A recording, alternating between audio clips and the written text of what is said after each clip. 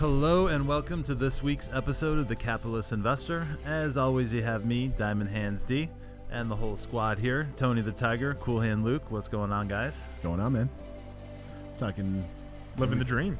Yeah. Always. All right, we're talking financial planning corner. Absolutely, yeah. A little, so kind of the difference between the accumulation phase and the distribution phase. Obviously, a huge financial planning topic, and I think whenever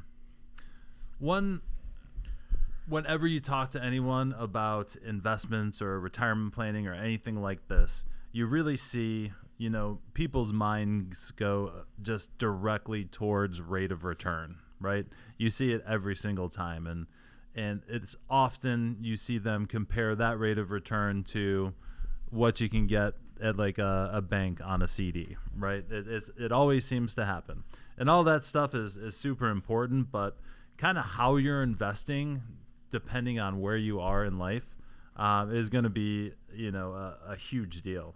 And really it starts off with how you save, right? What different levels of the, we call it the tax efficiency ladder, where are you saving? And how do you plan to pull that out in retirement? And kind of what is the tax impact going to be on all of that? So what's harder, the accumulation or distribution?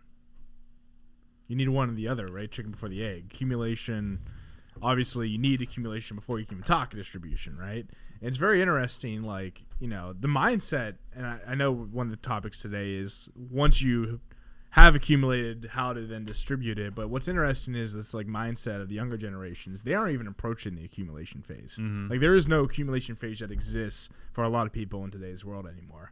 So it's interesting what's going to happen 30, 40 years down the road when there is no distribution phase for a lot of people. Right? I know we don't want to talk too much about that, but something that's interesting is, you can talk accumulation all you want, but if people aren't in the mindset of, being disciplined enough to accumulate, what happens? And that's something I need to pay attention to the next 20, 30 years. But from a distribution standpoint, the tax efficiency side, I know one of the topics coming up here in the next episode, I think, is Biden tax laws. What I'm interested in is what's going to happen. You save all this money into your IRAs, right? You get the tax deductions. You save all this money into the Roth IRAs. It's almost like we're at the point, and maybe I'll talk more about this on the next episode, but we're almost at the point where they're trying to change the rules of the game. They're trying to go after your IRA money with RMDs, obviously, but Roth IRAs, are they going to make you forced to take money out of your Roth IRAs eventually? The rules change. That's why the things we talk about today, the things we've talked about 10 years ago, it's different on a year-to-year basis because the government is changing rules of the game. Right. So we talked about there's accumulation and distribution. Accumulation's while you're working, you're saving your money, right? So I'm going to say that there's planning for both stages. Now, on the accumulation side, there is planning because I get the question all the time. Tony, I can contribute to my 401k. Do I do traditional or Roth? And I'm like, that's a good question because you either pay the tax now or you pay the tax later. But I'll also go down one extra layer and say, I believe in Roth IRAs. But when you hit certain brackets, I can't predict the future, but I can see what's happening now. And I know how much money I can save if I saved it on a traditional level. And I'd want to try and knock down my income while I'm working.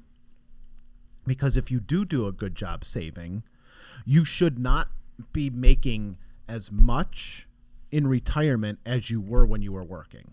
And I guess I don't want to call it making as much. I'm saying spending on a net or gross level, because I might be making $300,000 when I'm working as a household, but when I retire, hey, everything's paid off. I have everything I need, and maybe I only need $80,000, $100,000. And then I'm tying in Social Security, which is a form of obviously income. But you may actually be in a lower tax bracket in retirement. So it's just something to think about. Not everyone qualifies. Everyone's situation's different. but it's something that I think about. I'm like, man, I know what I can save now if I do traditional versus Roth, and I decide to do traditional right now. Yeah. But then if you do have a lower income in retirement and you did save on the traditional side, maybe when you retired, there are opportunities to maximize Roth conversions, right? So again, it's kind of like, what situation are you in? How much are you saving? And I'll never tell you like, hey, got to do the traditional over the Roth. I will never say that because I can't predict the future. I don't know where taxes are necessarily going.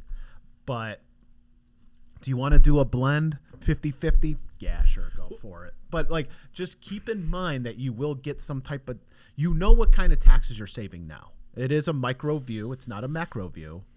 But it's interesting. I always go back. I know we're firm believers here of Napoleon Hill, a lot of his concepts, and I always go back to one of his main concepts is most people in life never start with a goal in mind. They kind of drift through life and just say, if I do this, if I do that, it's going to work out, and that's all I need to do. But they start from the bottom-up approach, and they don't start from the goal approach of, hey, I'm going to identify this goal, and I'm going to figure out how to get to that goal, right? And Napoleon Hill's concept is if you have that goal in mind, the path will develop itself some way, somehow down the road. All you need to do is come up with a goal in mind. And when it comes to retirement planning, you can just base that goal on what number do you need to make you happy in retirement to spin off enough of income, right? And everyone's different. Everyone has different lifestyles. Sometimes that number's $1 million. Sometimes it's $2 million. Sometimes it's $5 million, right? And especially if you're younger, 20s, 30s, or 40s, and you're still in your working years of accumulation phase, if you have that number in mind, then you can develop the right strategies to then get to that number, right? I know I have my number in mind, and I'm going to try to fit the right strategies in that number to get me there as quick as possible so I can eventually pull back. Yep, and you asked an interesting question there, too, about what stage is harder, the accumulation or the distribution. Well, this is the financial planning corner, so without a plan, the accumulation phase is going to be very difficult, right? Because you're just guessing, right? Putting half of your 401k contributions into Roth and half into traditional seems to make sense, but does it actually, right? Does it make sense on your situation? And what the plan really does is it shows us where to save, so that in retirement, we kind of have an idea of what we need. Yeah. We have an idea of what our lifestyle needs to be. And then we can basically predict kind of what the taxes will look like based on the makeup of your portfolio. Yeah. Maybe it's how my brain works, but I look at the accumulation phase like you're growing your business, your internal business you're growing. The distribution phase is, okay, you're turning your business into a liquidity event, and now you need to live off of what you've done at growing that business. That's kind of the way I look at it, because at the end of the day, all you're doing from an investment standpoint, your investment portfolio, is really allocating that to businesses in some sort of way, ownership in businesses. So you're literally a business owner after you get to the accumulation phase. And you're a business owner, I guess, throughout it, but you're turning yourself into a business in some sort of way. And you got to think like a business owner almost. Yeah, I mean, again, like we harp it almost every episode, but building a plan is just going to have you understand: are you saving enough when it is time for distribution time and accumulation? That nice blend. Like, are you picking the right retirement age? Because if you pick the wrong age and you retire too early, it could be irreversible.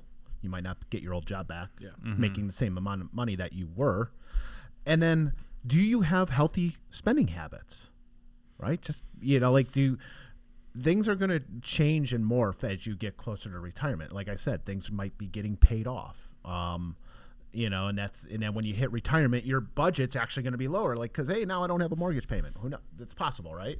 So, again, the budget is the most important part. On the distribution side, are you spending too much money? Plan's going to tell you that. Accumulation side, are you saving enough money? Who cares about the actual bucket? Like, are you saving enough? Like, that's a key metric. Yep. So the plan is going to tell us that. And then, is your vision of retirement doable? Should have you retired 3 years ago, or do you have to work additional 3 years? Again, plan's going to help us determine that. So. All right. Any other thoughts and wisdom out there, guys? Well, I'll always throw out the 4% rule. I know it's not generally a rule to live by, but it's something I like to conceptually think about. It's like, okay, if I know I need $200,000 a year to live off of and be comfortable and not have to worry about much. How can I generate a portfolio that does that? Well, technically, in that number, you need $5 million, right? And that's not the thing. Is I know today's world, you probably don't need that to live a very comfortable lifestyle. But the way I think about it is, when I'm retiring 30 years down the road, I probably will need about $5 million to retire comfortably 30, 40 years down the road. And that's kind of like where I'm looking at. Like, what will I need, conceptualized, adjusting for inflation with the 4% rule, to live off of comfortably down the road? And that's the way I think I approach, conceptually, having that goal in mind, that number. That's a very easy way to conceptualize that number. Yep, for sure.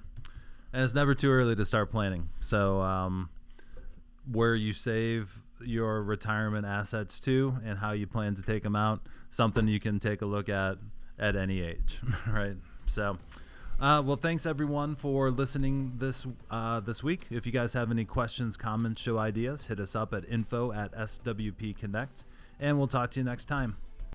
The opinions expressed in the podcast are for general informational purposes only and are not intended to provide specific advice or recommendations for any investment, legal, financial, or tax strategy. It is only intended to provide education about the financial industry. Please consult a qualified professional about your individual needs.